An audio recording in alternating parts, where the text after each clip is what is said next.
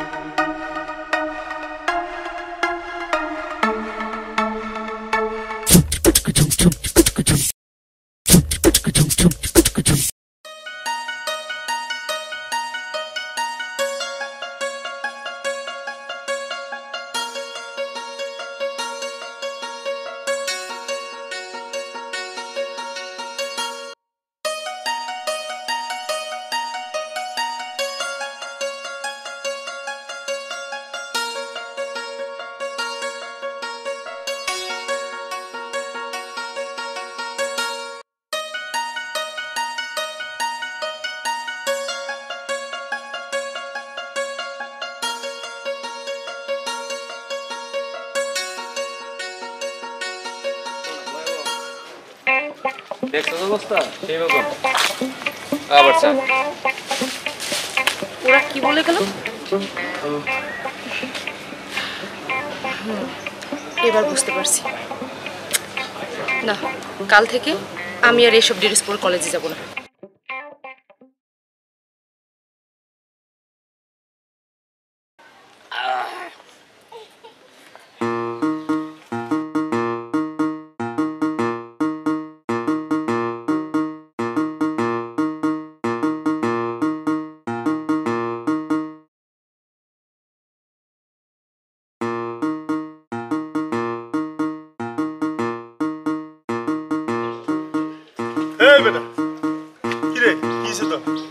কি করম কো, এই এলাকার একটা মাইও আমার প্রেমে চান্স দিল না, বুঝছো? তারা দিব হঠাৎ করে দেখবি কোনো মায়া তোরা চান্স দিয়ে দিস। হঠাৎ করে দেখবি কোনো মাইয়া মানুষ তারা চান্স দিয়ে দিব। বেটা এই আশা করতে করতে আমি তো পুরো কাড়াস হয়ে যেতেছি, কিন্তু প্রেমের কোনো সন্ধান পাইতেছি না। তুই দেখছো এই যে সুরুয়ান বরান মরাগুরু টাইনেন আদুর কি কইতাছি, মানে এই যে 4 ক্লাস 5 ক্লাসের পোলা মানে জমাইয়া প্রেম বিরতি করতেছে, অথচ আমার কপালে একটা মাইয়া কেমনে দিব? তোর মাইয়ার কপালে তোর কপালে কোনো মাইয়া হইব? অন্তন গাঞ্জা কম খাবি, গাঞ্জা খাইতে খেতে তো 12:30 বাজাইছিস, আর এরকম গাঞ্জা খেলে কোনো মাইয়া তোর প্রেমে পড়বো?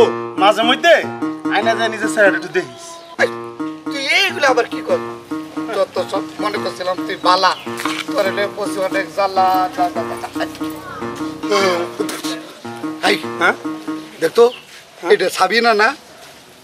হ্যাঁ সাবিনের তো জীবনে একটা সুযোগ লইয়া দেখতে পারি, ঠিক না?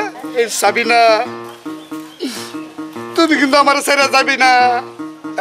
তাড়াতাড়ি তুই কিন্তু আবি না। আমি যাবো না তো, তুই এই যে সাবিনা, কিছু বলবেন?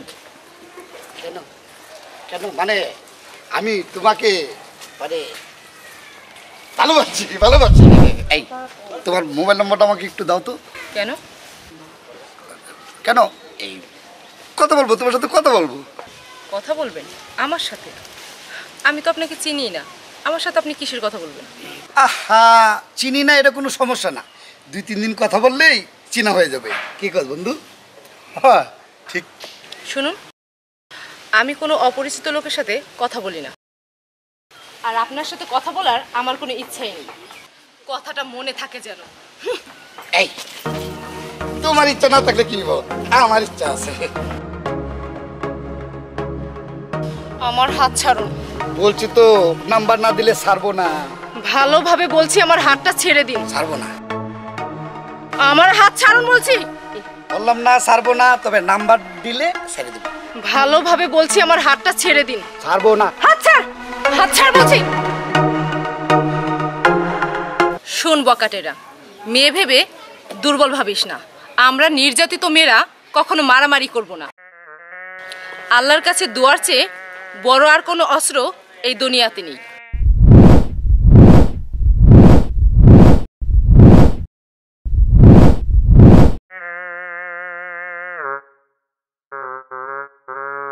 সারা দেশে তোদের মতো বকাটেরা আমাদের মতো মেয়েদের উত্ত্যক্ত করেই যাচ্ছে, আর এইভাবেই দিন চলে যাচ্ছে। হয়তো এভাবেই চলে যাবে, তবে একটা কথা মনে রাখবি, তোদের মতো মানুষের জন্য আমাদের মতো মেয়েদের প্রতিটি মোনাজাতে একটি করে অংশ থাকে। সেটা হতে পারে দোয়া অথবা অভিশাপ।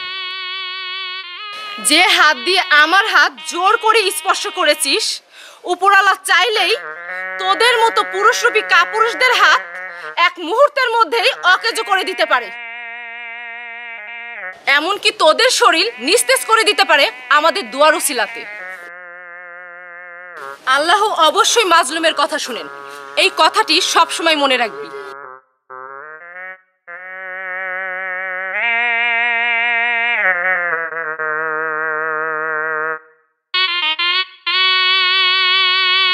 মেয়েটা কিন্তু কথাটি যা বলেছে সব সত্য কথা বলে। দোস্ত, সাবিনা আজ আমার চোখ খুলে দিয়েছে। আমরা যা করছি ভুল করছি। মা বোন তো আমাদের ঘরেও আছে, আমাদের জন্যই আজ ওরা নিরাপদ না। হ্যাঁ, তুই ঠিকই বলেছিস। শুনছি অবলা নারীদের অভিশাপ সেকেন্ডের মধ্যে আল্লাহর কাছে পৌঁছে যায়। শোন, যে কোনো মানুষের অভিশাপই জীবন ধ্বংসের জন্য যথেষ্ট। এইসব কথা এর আগে কখনো আমরা ভাবি নাই রে। আমরা সুযোগ পেলে মেয়েদেরকে খারাপ ইঙ্গিতে, খারাপ ভাষায়, এমনকি গায়ে হাত দিয়ে পর্যন্ত কথা বলি। শুধু মেয়েদের মন নরম বলে আমাদেরকে সামনাসামনি কিছু বলে না, কিন্তু আল্লাহর কাছে ঠিকই অভিযোগ করে। আর আল্লাহ কোনো না কোনোভাবে আমাদেরকে শাস্তি দিয়েই থাকে। তুই ঠিকই বলেছিস বন্ধু। আমি এই জীবনে আর কোনো মেয়েদেরকে আজে বাজে কথা বলবো না। কানে ধরছি, তওবা করতেছি।